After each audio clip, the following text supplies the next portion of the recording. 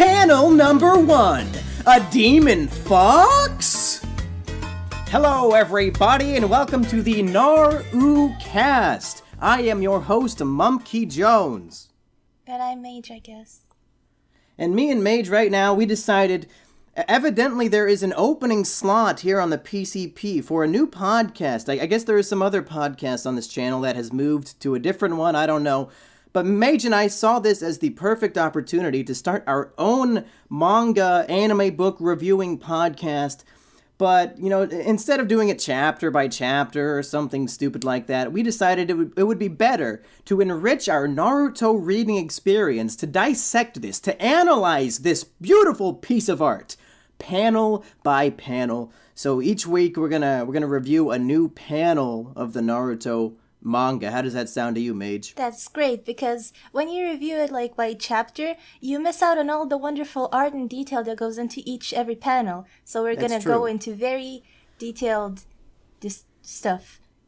Yeah, because when you're doing it by chapter, you're going to be more focused on, like, the plot and the characters, and you really do miss out, like, the showmanship that goes into each panel, you know? How big should this individual panel be? What will be happening? What is the art style we want to go for here? Where do we put the words? Are the words in Japanese? I don't know. There's so many decisions that go into every little intricate detail of manga that people don't appreciate when you review it on a grand scale, like an entire chapter. Yeah, they just take it for granted. Like, have you ever tried making a manga? You know how hard it is to make panels? That's an actual very hard problem. Yes. And we are blessed because the first panel of the Naruto manga is an entire page. Yes. It's a full page. So we're going to review the first panel and the first page at the same time. Yeah. Now, up at the top, we have the introduction. You know, it's chapter 1. And what's interesting is that before the 1, instead of like a number sign or something, they have this ominous-looking paw print. Do you see what I'm looking at here, Mage? Yeah, I see it. Now, we don't know, starting off, because we're only looking at the chapter number right now, we don't know if this is the paw of, like, a wolf, of a dog, of a cat. You know, we don't know what this is going to be, but I think, having read this first panel, I think this might be foreshadowing to what the first paragraph of the panel is going to tell us. Very subtle of them. And then we have a colon, and then it tells us the name of the chapter, which is Uzumaki Naruto. With 2 exclamation points. Not 3, it's very not exciting. 1, it's 2. Now, you're a bit of an artist, right, Mage? Yeah. Why do you think that the artist chose to do 2 exclamation points instead of 1 or 3? See, because 1 would not be enough, and 3 just makes it, it's kind of a bit too much. So I'm guessing it seems like they're trying too hard. Yeah, so I think like to find that perfect unique balance, because you don't see people use 2 exclamation points. People always just kind of go between 1 or 3 or like infinity, but never 2. And you know, that's a pretty good angle, because I think from the very beginning Naruto was trying to be original. So even the number of exclamation points, you know, the originality shines through even in something like the first chapter title. Very interesting. So now we move into, there are 4 sentences on this page, 1 in each corner, and the center image is... Should we talk about the art first before we dive into the exposition? No. We should read the text first, because... Oh, okay. Yeah, go ahead. Okay, so should I read out the first sentence? Oh, yeah, I think we should. I think we should always read what's on the page, since these are short enough. Yeah, okay. So, like any manga, we start reading from the right side rather than the left side. Now, that always confused me as a kid, because they always teach you, with, English books, you read left to right. So I'm a kid, I'm sitting there holding this, what I assume is a comic book. I don't know what Japan is. I don't know what a manga is or an anime. As far as I know, everything is just a cartoon or a comic book. So when I start reading this shit as a kid, it starts off, on the left. I'm like, well, that doesn't make any sense. So it'd make more sense to start on the right. So it's like a big cultural gap, and that's another thing that I appreciate about this, is that it stays true to Japanese culture, to Japanese customs, and it teaches American kids, or English kids, what have you, about how cultures can have, even something simple like reading can be completely backwards and different, and I really like that. Yeah, I remember when in Lithuania manga became a thing, they had this sort of little warning that like, oh, you're supposed to read it that way, not that way. But I think they only did it on popular manga like Dragon Ball Z and Naruto. The other mangas that I bought, they didn't have that warning. But luckily for me, I already knew what manga was, so I knew how to read it. Oh, good. Yeah. You were a cultured child. Well, manga came in pretty late into Lithuania, so I was already a teen by that time. No longer a child. Oh, that's so unfortunate. You didn't get to grow up with Naruto? Kind of like I discovered Naruto in my early teens when I discovered the internet, and it was actually one of the first animes I've watched. So I kind of did grow I think up with it's the ideal gateway anime because it opens you up to this wonderful world of Japanese cartoons. I absolutely loved Naruto when I was younger. Okay, so should we read this first sentence? Okay. You want to start? Okay, yeah, I can. It says, once appeared a nine-tailed demon fox.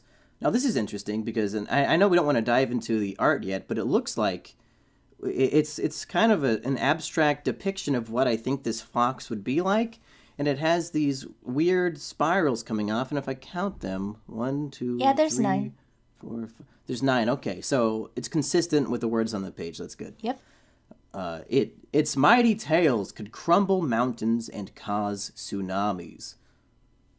Okay, so it's setting up this concept of a giant evil demon fox. Now, do you think that this is kind of ostracizing to a new viewer? If they pick up a Naruto book and they see like this orange ninja who looks like he's having crazy adventures, and then you open it up and the first panel is like talking about some weird mythology stuff with like a magic demon fox, do you think that was kind of a risky move on the part of the artist, or do you think it's a good way to introduce us to the world of Naruto?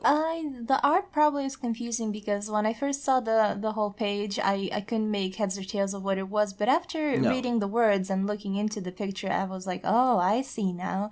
I see what they're saying, and like.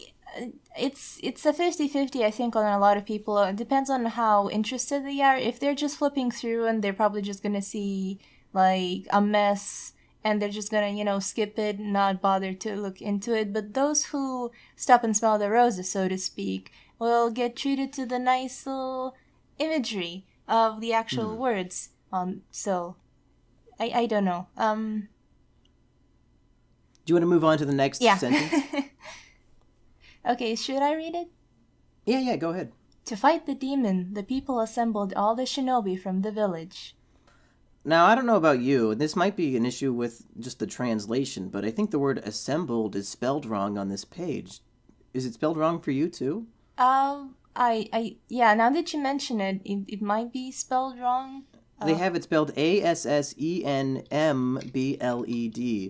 Now, do you think that in the original Japanese kanji that they spelled it wrong as well, as some sort of symbolic reference to the people assembling, although later on in the show, and this will probably be a good, since we're doing this panel by panel, we'll probably get to this in about 80 years, but there's a great ninja war from all the different clans, and so this might be foreshadowing to how the people didn't actually assemble, and that's why they spelled it wrong on purpose, as sort of, a symbolic way of saying, these people might be assembling, but as we all know, that's not actually going to happen. No, I think it might be just a spelling error on the translator's part. I think both of our hypotheses are equally possible. Well, yes, but at the same time, I'd like to believe that, it's kind of like you're you're giving too much depth to it, at least for how I see it, maybe because by the time they get to that part where this little hint makes sense, I think people would have forgotten that misspelling. That's a good point. All right, I'll move on to the third sentence. It says, one brave shinobi was able to seal up the demon, but because of that, he lost his life. Tragedy. On the very first page, we have somebody dying. It tells you that this is going to be a series of fights and death and sorrow and sadness and violence. And in the third sentence of the entire manga, we have a brave shinobi dying. What do you make of this? Well, it is certainly tragic, and once we get to the fourth sentence, I might talk a little bit more, not about the tragedy, but about the the whole thing. I would just like to say that the word shinobi, first-time comers would probably not know what it means. And No. I don't think... Do they ever explain it? Maybe I think you just kind of have to figure out on your own that just shinobi kind kind of of means with like it. warrior, ninja, that kind of thing. Yeah, I think, like, now it's popular to say, oh, Naruto's a ninja and stuff like that, but in the manga, they use the word shinobi, which Right. is, I'm guessing, that Japanese word for it, or something like it, or, you know. But yeah, for newcomers, it might be confusing to be assaulted right on the first page with unknown With all this words. weird terminology and Yeah. vernacular that you might not be accustomed to. But again, that's just, it's introducing us to a different culture, and I think it's an important thing. That's the second time on this page that Japanese culture has been, thrust upon non-Japanese readers, but in a good way. Yes. And the final sentence in the bottom left corner says, that shinobi was called the fourth Hokage. Again, we're not only do we have the word shinobi again, but now we have something called a Hokage, which, as a reader, I don't have any idea what Hokage is supposed to be, let alone being the fourth. Yeah, but I think they actually do explain later on what a Hokage is, or what a Kage is. But unlike shinobi, which I'm not sure if they do or not. Right. But yeah, there's two words right on the first page that the readers might not be familiar with. Right. It's opening them up to this whole new world where even the words are different. It's quite risky, though, a risky action for the translator, because a lot of people might drop things if they feel like they can't understand what's going on, and usually that's a result of using unknown words. It's what a lot of creative people suffer from when they try to explain the mechanics of their world and right off the bat, but because people don't know the setting or the story or the characters or anything, they have no one or nothing to relate it to, so it's just a big blurb. They can't really picture it in their heads and they don't understand what's going on. So yeah, at least it's only 2 words rather than 4 or 5 on the first page. And speaking of setting up, the world of your fiction at the beginning, this panel, this page consists of 4 sentences, but already we have so much lore, we have so much backstory, so much exposition just from these 4 not that long sentences. We know that there's a magical demon fox, so now we know we're thrust into a world where magic and demons exist, and that there are there are different villages full of shinobi. We don't know what a shinobi is necessarily, but we can assume if they're gathering to fight, there's some sort of warrior or fighter or something like that. We know that you can seal demons with magic spells, and that there is something called a Hokage, and evidently there have been 4 of them. And we can assume because the shinobi who sealed the demon became Hokage, that in some way being a Hokage means you're very powerful, or you're some sort of tragic hero, something like that. So I think it's astonishing how Miyamoto, when he wrote this, was able to have so much lore within 4 short sentences. Another thing, the 4th sentence that I quite like, is that instead of giving the character a name like, Bob or whatever, they specifically said this person was called the 4th Hokage, which sounds like, a title, the 4th something, like the 4th president or something. So it means that this person's status is more important than this person's actual person. It's more important to the story, to the plot, to know what he is rather than who he is. And it's probably a good thing that they do that for 2 reasons. One, you're right, it does establish that, a Hokage is a title that's more important than your name. But 2, and this might be spoilers for 800,000 panels in the future, but when we find out who the 4th Hokage actually was, that's a huge turning point for Naruto. So I think it's good that we keep this a secret all the way back from panel 1. Yes. Now, are you ready to talk a bit about the artwork now? Yes, I have quite a few things to say. Sure, go ahead.